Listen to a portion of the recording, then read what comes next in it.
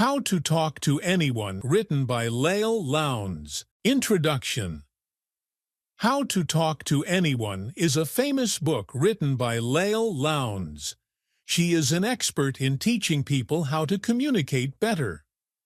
Leil Lowndes has helped many people learn how to feel confident when they meet new people or talk in groups. This book is like a guide or a teacher that shows you how to start conversations, make friends, and feel comfortable in social situations. The book is full of easy tips and tricks that anyone can use. It is very helpful for people who want to improve their English speaking skills and social confidence. Main characters and their roles. This book is not a story with characters like a novel or a movie. Instead, the main character is you, the reader. The book talks directly to you and helps you learn new skills. The author, Leil Lowndes, acts like a friendly teacher who gives advice and examples. Sometimes she talks about different people in real-life situations, like a person at a party, a worker in an office, or a student at school. These examples help you understand how to use the tips in your own life. Detailed summary of the book. 1. First impressions are very important. The book starts by explaining how important the first few seconds are when you meet someone. People decide very quickly if they like you or not. This is called a first impression. To make a good first impression, you should. Smile warmly. A smile shows you are friendly and happy to meet the person. Look at the person's eyes. Eye contact shows you are interested and confident. Stand or sit up straight. Good posture makes you look confident and strong. Use open body language. Do not cross your arms or legs. Keep your body relaxed and open.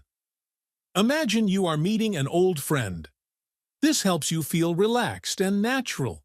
When you do these things, people feel comfortable and want to talk to you more. 2. The power of body language. Leil Lowndes explains that what you do with your body can say more than words. This is called body language. Some important body language tips are: avoid fidgeting. Moving your hands or feet too much can make you look nervous. Mirror the other person. If they smile or move their hands, do the same. This helps people feel connected to you. Use gestures. Small hand movements can make your words more interesting. Keep your face friendly. Do not look angry or bored. Body language helps people understand you better and feel good when they talk to you. 3. How to start a conversation. Starting a conversation can be hard, especially if you do not know what to say. The book gives many easy ways to start talking. Ask open questions. These are questions that need more than yes or no answers. For example, what do you like to do in your free time? Or, how do you know the host? Talk about the place or event. If you are at a party, you can say, "This is a nice place, isn't it?" Use compliments. Say something nice, like, "I like your shoes," or "You have a great smile." Repeat the last few words the other person said. This is called parroting and shows you are listening. Starting conversations is easier when you show interest in the other person. 4. How to keep the conversation going. Once you start talking, you want to keep the conversation interesting. Leil Lowndes gives many tips. Give more than short answers. Instead of saying yes, say, "Yes, I like that movie because it is funny." Share stories. Tell short stories about your experiences. Ask questions about the other person's answers.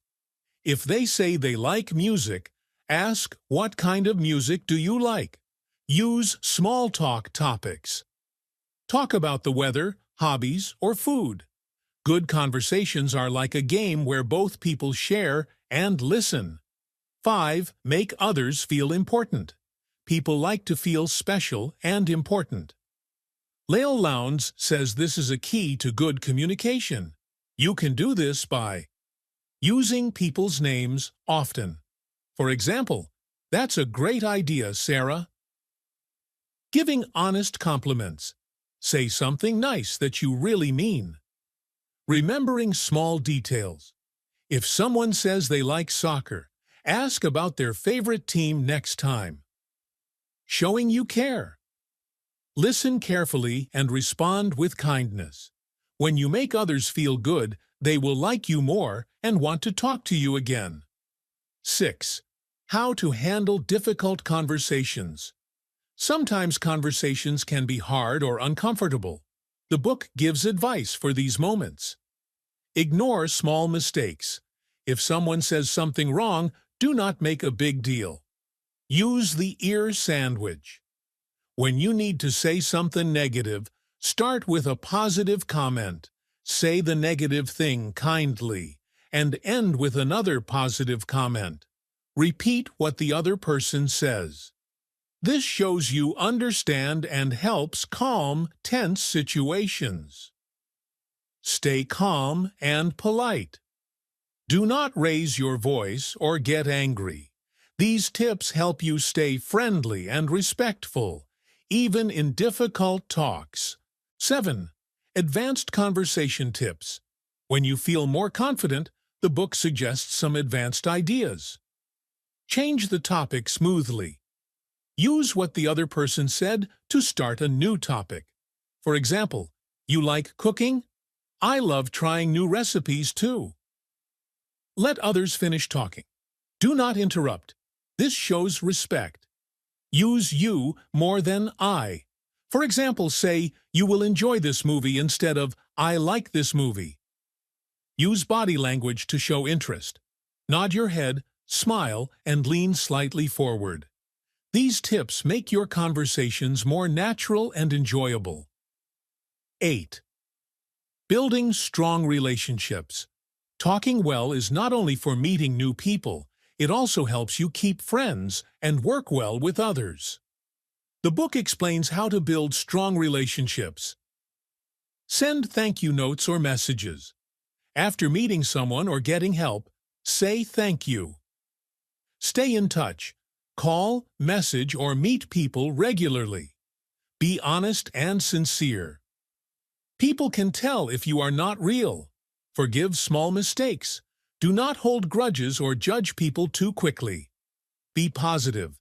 Try to focus on good things in conversations. Strong relationships help you in life and work. 9. Tips for different situations. Leil Lowndes gives advice for many places where you might talk to people. At parties, smile, introduce yourself, and ask questions. At work, talk about projects, listen to others, and be friendly. At school, join groups, ask about homework, and be kind.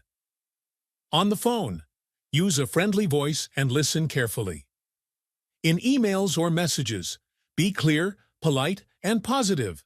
These tips help you feel ready for any social situation. 10.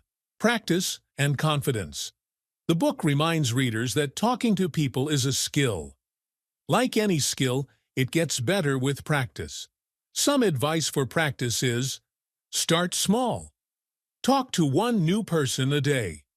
Practice smiling and eye contact in front of a mirror. Listen more than you speak. Try new tips slowly and see what works best for you. Be patient. It takes time to feel confident. The more you practice, the easier talking to anyone becomes. Key lessons or messages from the book. First impressions matter a lot. Smile, look in the eyes, and be friendly. Body language is very important. Use open and relaxed gestures. Start conversations with questions and compliments. Listen carefully and show real interest. Use people's names and remember details about them. Make others feel important and appreciated.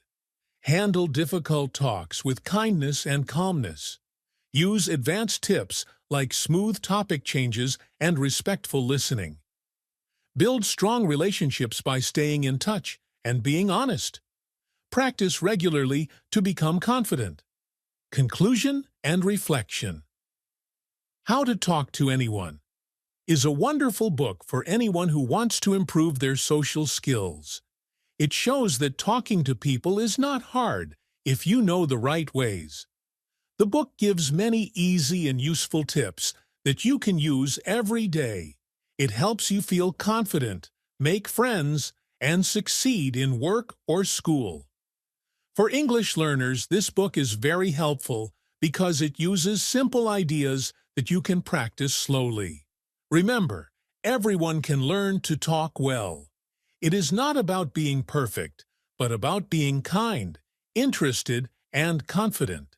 If you try the tips in this book, you will find that talking to new people becomes easier and more fun. Start today by smiling, saying hello, and asking a simple question.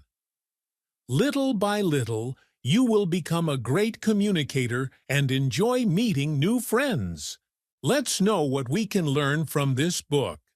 I learned from this book that small actions, like smiling warmly, making strong eye contact, and using the right body language, can help me make a great first impression.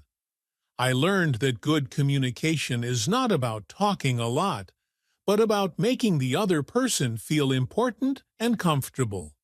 I learned how powerful listening can be. When I truly listen, people naturally trust and like me more. I learned simple tricks to start conversations easily, keep them interesting, and leave a lasting impact. I also learned that even if I feel shy inside, I can act confident, and slowly, real confidence will follow. This book is full of smart, easy techniques that can change the way I connect with people in everyday life, work, or even new friendships. It makes talking to anyone feel natural and fun. And now, dear listener, what did you understand from this book?